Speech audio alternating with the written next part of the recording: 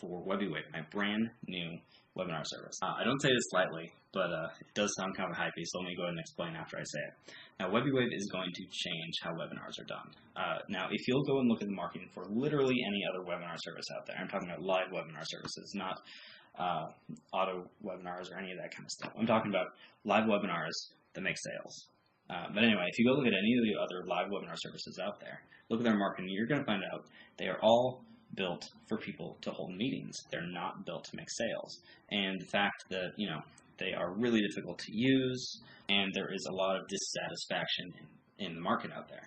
Go look up anything about GoToWebinar, go into any of the big Facebook groups, and you'll see people again and again and again posting about issue after issue after issue with these services, because they're not built for us. They're built for people who are corporate, people who sit in their office all day. When we use webinars, all we're doing is using them to sell. We need a simple solution. And this is a service that people are going to want to get in. People are paying $400+ a month for, tiny little rooms on GoToWebinar.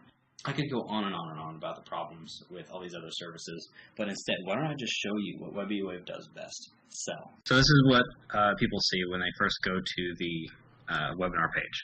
So for now, I have not started the webinar, so this is what they see. The training hasn't started yet, please. So all web-based, you don't have to worry about anything, completely hosted on, everything's taken care of on my end. All you have to do is fill in some fields, and that's it.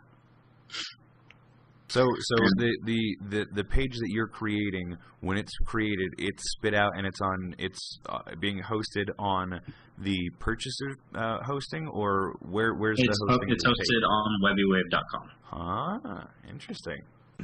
This here you see we've got another field for the embed code.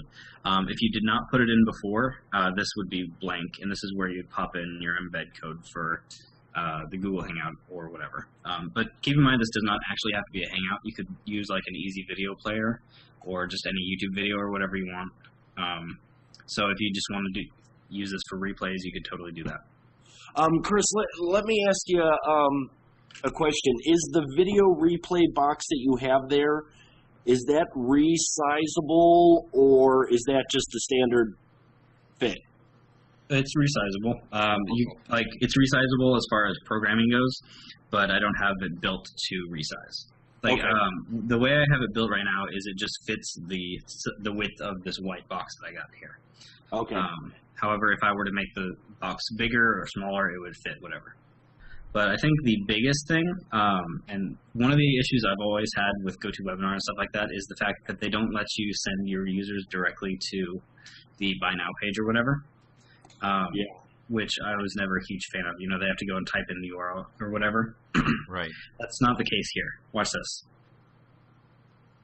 So you can decide exactly when to drop that button. Like it's exactly. A click of a button. You don't have to program or time anything. You can just go, blip, there it is. Exactly. And I was just wondering, when you hit, your call to action, your buy button, people are going to have to scroll down. They're not going to actually see it just like pop in. You know what I mean?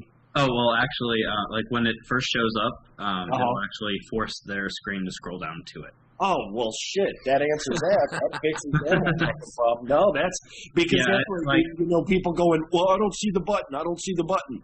Well, that's not going to happen here. Nice. There's like a 5-second delay between when you hit the button and it'll automatically show the button down at the bottom, and it'll force their screen to slide down to it. And how are you guys handling server stress? I mean, because there's actually very little server stress with this kind of stuff. Because really, I know. Yeah. All the heavy lifting is being handled by Google Hangouts or whoever you're hosting your video through.